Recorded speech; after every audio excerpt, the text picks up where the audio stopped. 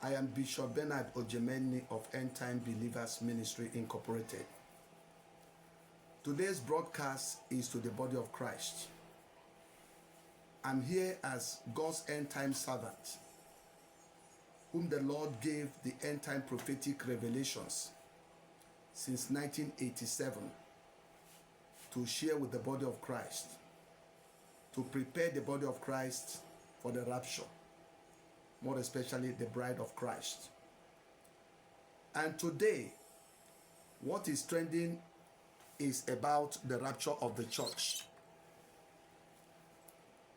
Now, the essence of this broadcast is to let the church, the children of God, to know that each time there is a date setting like this, just the one of our brother Joshua and so many people are now talking about, what is trending in the media, in the internet, that the rapture of the church will take place on 23rd or 24th.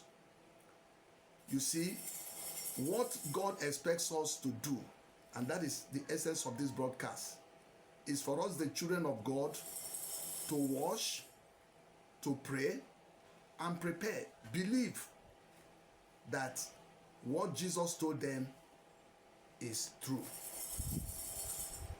And then, if it happens, fine and good. We take part in the rapture, we go. We don't lose anything. Instead of us to be doubting, instead of us to be having grandstanding saying it will not happen, please, no. I don't want us to take that posture. Why I'm saying this is that as the chief of the sons of Issachar of this end time generation, as the one that God has given the custody of the 7 end time prophetic revelations that actually speak about the full timeline of the rapture to be 2033 AD, while the Great Tribulation is 2024 to 2040 AD. I know that very well. I say since 1987, God gave me end time prophetic revelations. When I was going for my PhD course in the University of Lagos, Nigeria, having bagged 2 master's degrees, God says, son, your ambition to be one of the youngest professors in UNILAG is not what I carved you out for. I have prepared you to be my spokesman concerning the timeline for the rapture of the church, so that the children of God will now know that their waiting is about to come to an end, that the night is fast spent and day is about to be done. The dawn is about to take place. The day is about to break. And so to bring hope to the children of God, and also to cause revival in the body of Christ, the knowledge of the specific timeline for the rapture will cause revival in the body of Christ, number one, and it will also encourage children of God to order their priorities aright, to know the things to pay more attention to and the things to pay less attention to, so that we don't leave many of our assets, properties, our wealth behind for the Antichrist and his agents to use. For us to really channel everything into the work of God, use it to prepare for souls, win souls to the body of Christ, for heaven, and then make sure that we don't leave much of our wealth here on earth. That's the essence. That's why he gave me the full rapture timeline, to tell the body of Christ. And so in 1992, 28 October 1992, a man called Lee Jim Jang, the pastor of Dami Mission Church in South Korea, said Jesus Christ told him to go and tell the body of Christ, tell the whole world, that the rapture of the church will take place on 28th of October 1992.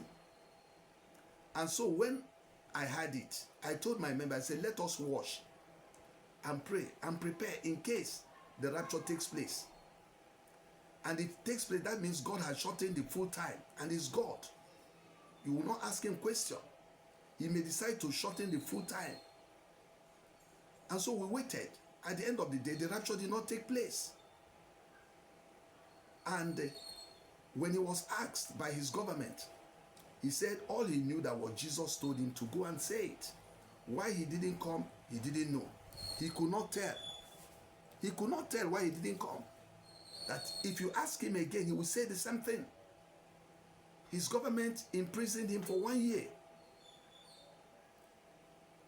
And again, I began to inquire from the Lord what really happened. And if you look at what happened on that day, the way the climate all over the world, many countries of the world, people began to say it, that there was special thunderstorm, there was special earthquake, rain, terrible things happened in various parts of the world. Various parts of the world. People started reporting some of the events that happened, which means on that particular day, something really happened, even in the spiritual realm. And so when I began to inquire from the Lord exactly what happened, the Spirit of the Lord made me to understand that Jesus spoke about second wash in the book of Luke. Luke chapter 12 verse 38, talking about the preparedness of the children of God, of his servants, of the church. Okay? He said, when he came in the second wash, and the servant is prepared, ready, waiting for him, the faithful servant, the good servant, he said, okay, he now comes in the third wash, and he still finds him faithful, prepared, waiting, watching. He said he will now take that servant.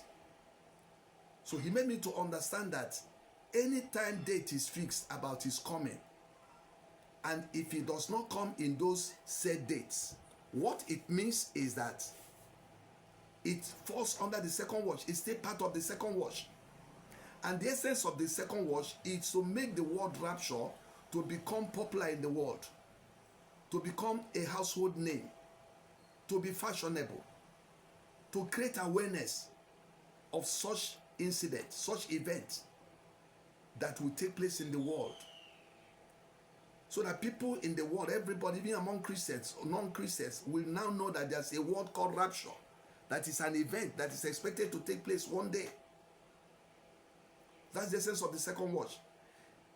In the second watch, what it means is that Jesus actually peeped. He actually came. But because his people are not ready, he goes back. He postpones it. After all, it's not yet the full time. In 2000, it's another second watch. When it was announced all over the world that the world will come to an end, Jesus is coming, the year 2000, you remember?